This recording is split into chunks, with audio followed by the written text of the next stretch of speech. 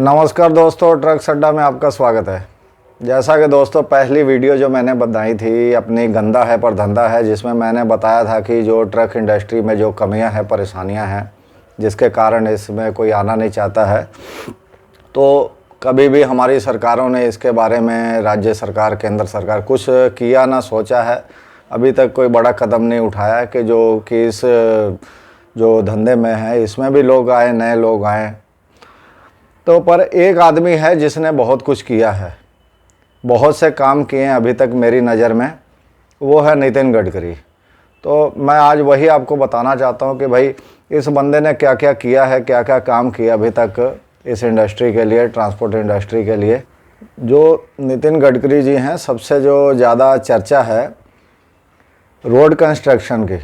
Road construction ये इतना fast करवा रहे हैं कि वर्ल्ड में सबसे ज़्यादा जो स्पीड से हमारे देश में जो है हाईवे, एक्सप्रेसवे वगैरह बन रहे हैं। तो ये काम ये बहुत फास्ट करवा रहे हैं। और भी इन्होंने बहुत काम किए हैं जिनका मैं एक एक करके आपके सामने जिक्र करूँगा। पहले क्या होता था कि जो ट्रक ड्राइवर थे भी तो कहीं का लाइसेंस रिन्यू नहीं हो रहा था, या नया बन नहीं रहा था, तो उसमें अपना 8 जो पास थी, मिनिमम क्वालिफ़िकेशन चाहिए थी जो 8वीं पास की। पर बहुत से ऐसे लोग थे जो पढ़े लिखे, इस धंधे में बहुत से इस लाइन में लोग हैं पढ़े लिखे नहीं है बिल्कुल भी, कोई 2 पढ़ा, कोई 4, और सर्टिफिकेट भी नहीं है। तो उसके कारण जो है नए जो है हेवी लाइसेंस बन नहीं रहे थे। तो इन्होंने आके वो जो शर्त ख़त्म की कि भाई अब कोई ज़रूरत नहीं है, आपको कोई भी एक लैंग्वेज जो भी है पढ़नी आनी चाहिए बोर्ड पे, बस कोई भी एक लैंग्वेज, आपको किसी सर्टिफिकेट की ज़रूरत नहीं है। दूसरा इन्होंने काम किया कि जैसे जो किसी के पास लाइसेंस है, लाइट लाइसेंस है, लेकिन वो कमर्शियल नहीं है, वो पिकअप वगैरह या छोटी गाड़ी, कोई जैसे ऑटो, छोटा हाथी चलाना चाहता है, वो चला नहीं पाता था। तो कमर्शियल लाइसेंस बनाना बड़ा मुश्किल था। तो इन्होंने कहा कि भाई कोई बात नहीं, नोटिफिकेशन जारी किया कि अब जो लाइसेंस वाला गाड़ी चलाने वाला है वो कमर्शियल गाड़ी भी चला पाएगा।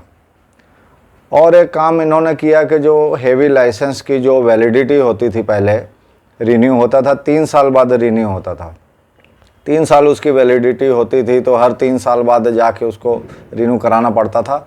वो इन्होंने काम किया कि उसको जो है 5 साल कर दिया। जब नितिन गडकरी जी ट्रांसपोर्ट मिनिस्टर बने थे तो इन्होंने कहा था कि सभी जो टोल प्लाज़ा हैं इनके ऊपर जो है वो कांटे लगाए जाएंगे, वे ब्रिज लगाए जाएंगे, ताकि जो है जो गाड़ियां ओवरलोड चलती हैं उनके ऊपर जो है लगाम लगाई जा सके। तो मैंने उस समय सोचा कि भाई जैसे सभी नेता आते हैं, कहते हैं ये करेंगे वो करेंगे, जैसे उत्तर प्रदेश में अखिलेश जी ने एक बार बोला था कि भाई बॉर्डर पर एक्सरे मशीन लगाएंगे, ऐसे ही एक्सरे हो जाएगा, कांटे भी लगाएंगे गाड़ियाँ ओवर।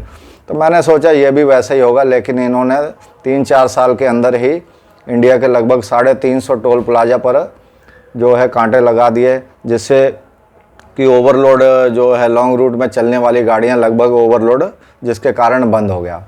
लेकिन उससे एक छोटी सी परेशानी आई कि कहीं भी 10-20 किलो, 50 किलो किसी का वेट बढ़ जाता था, 100 किलो बढ़ गया, तो उसको फिर जो टोल प्लाजा वाले, जहाँ आरटीओ अधिकारी परेशान करते कि भाई ये तो वेट तुम्हारा बढ़ा है, पूरा 1 टन का ही तुम्हारा चालान होगा। और टोल वाले कहते थे कि तुम्हारा भाई अब 2 गुना या 10 गुना तुम्हारा जो लगेगा। तो उसका फिर जो यूनियंस थे इनके पास गई कि भाई इनका आप गडकरी जी कोई हल करिए। तो उन्होंने कहा कि भाई आपकी जो भी गाड़ियां हैं वो 5% उनकी जो है जो छूट रहेगी, जितना उसका ग्रॉस वेट है उसका 5% तक आप ओवर ले जाएंगे तो आपका कहीं कोई चालान नहीं होगा। तो ये उन्होंने इसका हल निकाला था। तो उसके बाद जब से 40-50 साल से हमारे देश में जो गाड़ियां थी वो बड़ी होती गई, हेवी होती गई, मजबूत होती गई, रोड भी अच्छे होते गए, लेकिन गाड़ियों की जो है लोडिंग कैपेसिटी वही थी जो 50 साल पहले थी। तो इन्होंने क्या किया कि भाई चलो सभी गाड़ियों की फिर से लोडिंग जो कैपेसिटी बढ़वाई 25% तक। हालांकि ट्रक इंडस्ट्री को इसका कोई फ़ायदा नहीं हुआ, उल्टा नुकसान ही हुआ, क्योंकि इसके कारण जो है 15-20% गाड़ियों की जो डिमांड थी, रिक्वायरमेंट थी मार्केट में, कम हो गई। उसके अब 25% जो माल है वो बिना किसी फ़ायदे के लेके जाना पड़ रहा है। और एक काम इन्होंने किया कि जो हाइट थी, हाइट की जो लिमिट थी वो भी बढ़वाई है, क्योंकि जो कंटेनर वगैरह जो गाड़ियाँ चलाते हैं, या जो कार कैरियर है, बाइक कैरियर है, उनको बड़ी परेशानी आती थी। तो इन्होंने वो हाइट की लिमिट भी बढ़ाई है, बहुत से ऐसे काम किए हैं। एक ट्रक ड्राइवर को परेशानी ना हो इसके लिए उन्होंने जो भी ट्रक मेकर्स थे और मैन्युफैक्चरर्स थे उनको कहा कि भाई आप इसमें एसी कंपलसरी करिए। तो ये तो एसी पे अड़े हुए थे, फिर भी कंपनियों ने कहा कि भाई हमारे देश में जो हालात है एसी सभी ड्राइवर नहीं चलाना चाहते, तो उन्होंने कहा कि नहीं, फिर आपको कम से कम वेंटिलेशन सिस्टम उस पर लगाना होगा, ताकि ड्राइवर जो है, जो केबिन है बहुत ज़्यादा इंजन अंदर होने की वजह से बहुत ज़्यादा, और हमारे देश का मौसम भी बहुत गर्म है, तो इसकी वजह से थोड़ा उनको कुछ तो राहत मिले। तो ये काम उन्होंने किया। दूसरी बात थी कि एक जब ओवरलोड कम हो गया, अब जो ऑफिसर थे उनको कोई बहाना न मिले मोटा चालान करने का, तो लास्ट में उनके पास एक बहाना बचता था कि भाई सब कुछ तो ठीक है, टैक्स पेपर इंश्योरेंस वगैरह आपका सही है, माल भी आपका अंडरलोड है, ठीक है, लाओ भाई डबल ड्राइवर दो। क्योंकि नेशनल परमिट जो गाड़ियाँ होती हैं उनमें डबल ड्राइवर रखना पड़ता है कानूनन। तो इन्होंने वो भी जो है कानून ख़त्म किया कि अब से नेशनल परमिट गाड़ियों पे कोई डबल ड्राइवर की ज़रूरत नहीं है, अकेला गाड़ी भी चला सकता है। तो भ्रष्टाचार पे बहुत लगाम लगी उसके कारण। तो ऐसे बहुत से काम किए हैं, जैसे फास्टैग का काम किया इन्होंने। टोल प्लाजा पर जो भी था समय पहले से अब कम लग रहा है। ऐसा तो नहीं है कि गाड़ी रुक नहीं रही है, समय पहले से बहुत कम लग रहा है। जहाँ पहले मान के चलिए आप 15 मिनट लगते थे, अभी 3 मिनट लगते हैं। तो ये भी एक बहुत बड़ा फ़ायदा हुआ है। कहीं कहीं ऐसे करते थे टोल प्लाजा वाले जो गुंडे थे, तो वो क्या करते थे, अगर आपकी गाड़ी 3 एक्सल की, वो 4 एक्सल वाली आपको पर्ची पकड़ा देते थे। और सभी जो लोकल ड्राइवर होते वो तो जानते थे, तो जो बाहर थे अनजान, बाहर की गाड़ियाँ थी, अनजान गाड़ियाँ होती थी, तो उनको वो ऐसा करते थे और लूटते थे। तो ये एक बहुत बड़ा फ़ायदा हुआ फास्टैग से, और ड्राइवर को अपने पॉकेट में ज़्यादा पैसे भी नहीं रखने पड़ते हैं। मान लीजिए दिल्ली से कलकत्ता तक अगर 20,000 का टोल लगता है, तो 20,000 उसको कैश नहीं रखना पड़ता, मालिक अकाउंट में डाल देता और वही चार्ज कटता है जो उसका जायज़ कटना चाहिए, जो अथॉरिटीज़ द्वारा अपना बनाया हुआ चार्ज। पहले एक प्रॉब्लम और फेस करनी पड़ती थी ट्रक ड्राइवर्स को कि कहीं भी कोई आरटीओ एमवीआई अगर चेकिंग में खड़ा है, तो अगर वो आपने उसको पेपर दिए, कहा साहब मेरे तो पेपर ओके हैं, तो वो फिर चिढ़ जाता था, अरे तुमने मुझे ओके बता रहे हो, मैं बेवकूफ़ हूँ?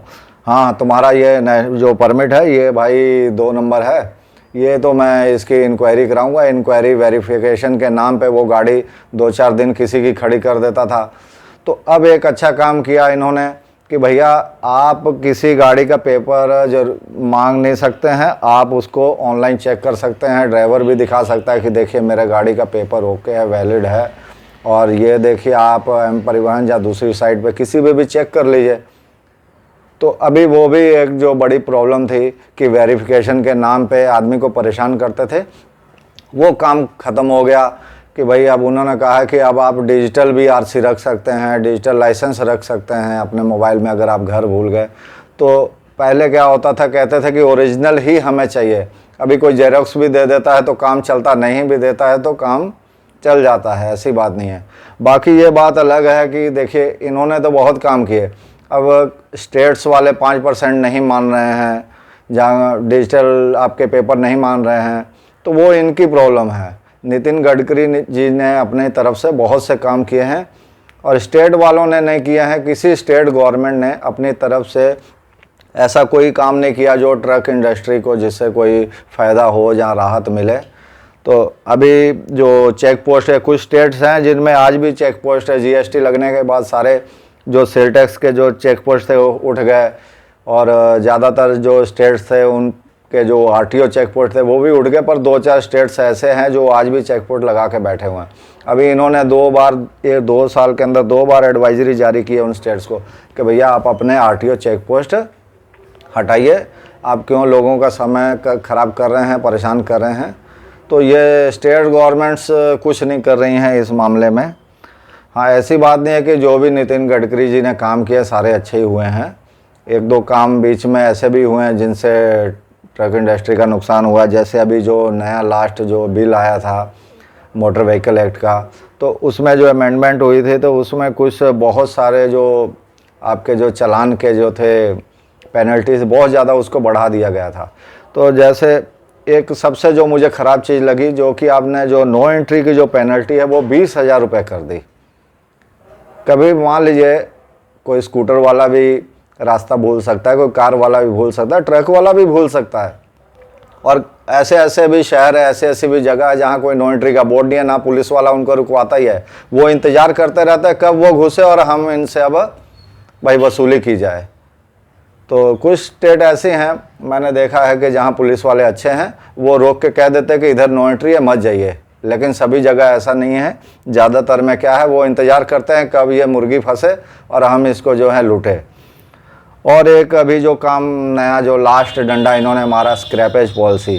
ठीक है, हम भी चाहते हैं कि भाई ज़्यादा पुराने देश में वाहन ना चले, लेकिन आप 15 साल के जो अभी नियम लेके आए कि 15 साल की जो गाड़ियां नहीं चलनी चाहिए, ठीक है आप लेके आइए, लेकिन एक बैलेंस भी बना रहता है कि जब पुरानी गाड़ियां निकलती रहती नहीं आती रहती है तो जो ज़्यादा गाड़ियां हैं मार्केट में नहीं होती हैं, तो उससे एक बैलेंस बना रहता है। लेकिन इसको आप थोड़ा इस तरीके से करते कि पहले आप 20 साल की जो गाड़ियां था उनको बैन करते, अगले साल 19 साल की, फिर 18 साल की, ऐसे करके 5 साल लोगों को समय भी मिल जाता और 5 साल में सरकार का जो काम भी हो जाता, लोगों को नुकसान भी नहीं होता, तो उनको अपना गाड़ी बदलने में या काम धंधा बदलने का समय मिल जाता। तो यही थी सब बातें दोस्तों। मैं बहुत दिन से चाहता था कि अपना गडकरी जी के ऊपर एक वीडियो बनाऊं, क्योंकि मैंने देखा है, मैंने अपने पूरे लाइफ में देखा कि आज तक किसी आदमी ने ट्रांसपोर्ट इंडस्ट्री के लिए कुछ नहीं किया। एक इस आदमी ने इतने काम किए हैं, अभी मैं सारे मुझे याद नहीं थे, जो याद थे मैंने आपको बता दिया। अच्छा दोस्तों, नमस्कार। इसी के साथ फिर मिलते हैं अगले वीडियो में, बने रहिएगा मेरे साथ।